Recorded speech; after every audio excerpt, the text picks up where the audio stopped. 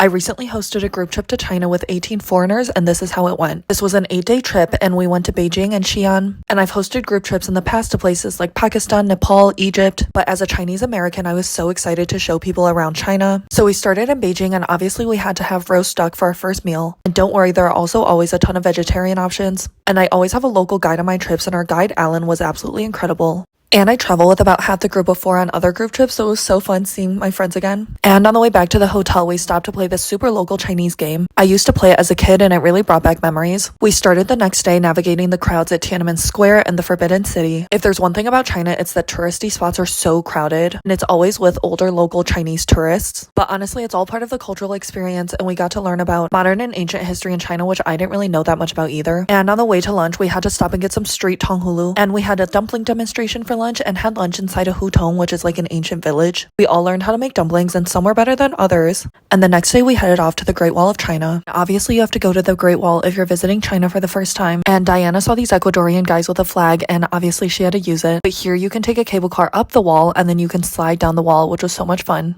We spent a few hours walking up and down the Great Wall, and it was honestly so magical and just so fun to have this time together. And obviously we had to take all the photos and pet a ton of the cats on the Great Wall. And the next day we took a bullet train to Xi'an, which I'm gonna have to actually do in a part 2 because there's so much to talk about with that city.